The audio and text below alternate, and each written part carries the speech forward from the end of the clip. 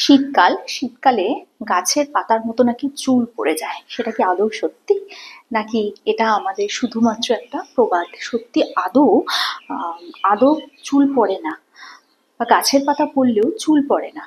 দেখো, গাছের পাতা পড়াকে কিন্তু আমরা আটকাতে পারি না, কিন্তু চুল পড়াকে আমরা 10% না হলেও অন্তত 60%, মানে 60 ভাগ আটকে দিতে পারি।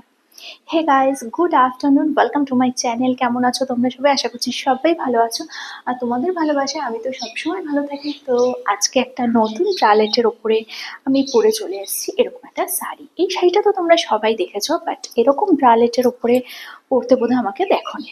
সো শুরু করি আজকে চুলের জন্য একটা ছোট্ট টিপ, যেটা তোমাদের বাড়িতে কোনো কিছু করতে হবে না। দেখো, বাড়িতে তেল বানানো যায়, বাড়িতে হেয়ার প্যাক বানানো যায়, সব কিছু বানানো যায়, কিন্তু যদি সেটা হয় একদম রেডিমেড রেডিমেড জিনিস তুমি হাতে পাচ্ছ, তাহলে কিরকম হয়?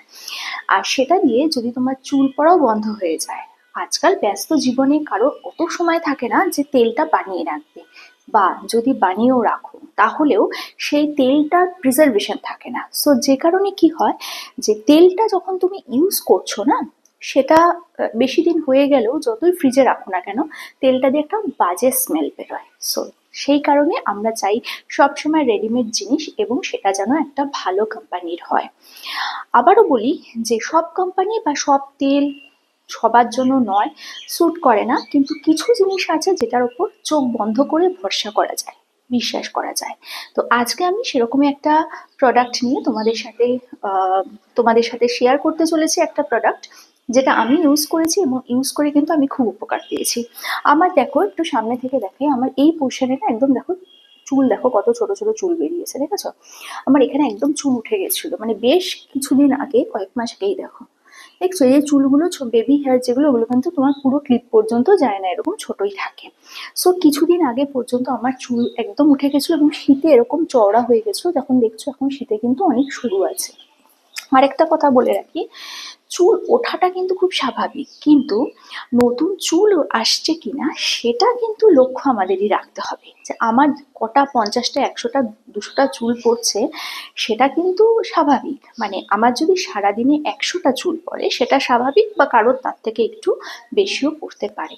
কিন্তু আমাদের যেটায় বেশি ইম্পর্টেন্স দিতে হবে, আমার নতুন চুল বেরোচ্ছে কিনা, সেটা তো আমি নিজেই সব থেকে ভালো বুঝবো। সো এটা হচ্ছে ব্লসম কাচারের একটা এসেনশিয়াল অয়েল, যেটা কিন্তু তোমার অ্যান্টি হেয়ার ফল, চুল পড়া রোধ করে, এবং তার সাথে সাথে কিন্তু তোমাদের খুশকিও দূর করে।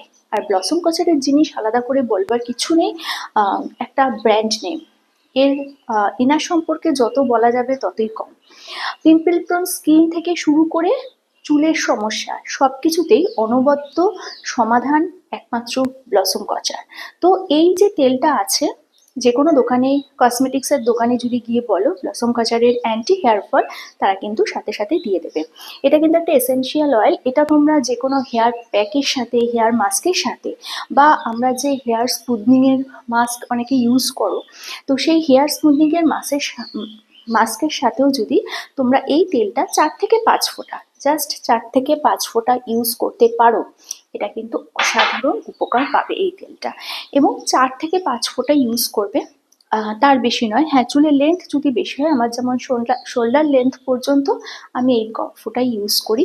এর থেকে বেশি হলে আরও বেশিও তোমরা ইউজ করতে পারো। আর আরেকটা কথা আমাকে বলো, এই যে আমি সেজেছি আজকে, মুখে কোনো মেকআপ নেই, মুখ একদম পুরো সাফ সুতরা, জল দিয়ে ধুয়েই তোমাদের সামনে এসেছি। আর আজকে আমি এই যে পরেছি শাড়িটা, কিরম লাগছে? শাড়িটা তো দেখিয়েছো, বাট এই নতুন, এই যে আমি এটা দিয়ে পরেছি, ব্রালেটটা দিয়ে, এটাতে কেমন লাগছে? এটা একটা ভেলভেটের ব্রালেট, এটা সম্পর্কে একটু বলে দিই। এটা একটা ভেলভেটের ব্রালেট, এবং এটা কিন্তু যথেষ্ট স্মার্ট লুক দিচ্ছে। হ্যাঁ, এটা একটু কি বলবো, এটা একটু কম, কি বলবো, একটু আর খুব কমফোর্টেবল। বাট এটা যেটা প্রবলেম হচ্ছে, এটা স্ট্র্যাপলেস নয়। আমি স্ট্র্যাপলেস চেয়েছিলাম, বাট এরকম স্ট্র্যাপলেস পাওয়া যায় না। তো কিরম লাগলো ভিডিওটা আমাকে কিন্তু অবশ্যই জানিও। ভালো লাগলে লাইক, শেয়ার, সাবস্ক্রাইব করতে একদম ভুলো না। কালকে আসবো একটা অবশ্যই নতুন ভিডিও নিয়ে। ততক্ষণের জন্য আজকে তোমাদের ওখান থেকে আমি কমেন্ট সেকশনে সেটা জানতে চাই। ততক্ষণের জন্য শেষ পর্যন্ত আমি কি দিয়ে থাকি তোমাদের।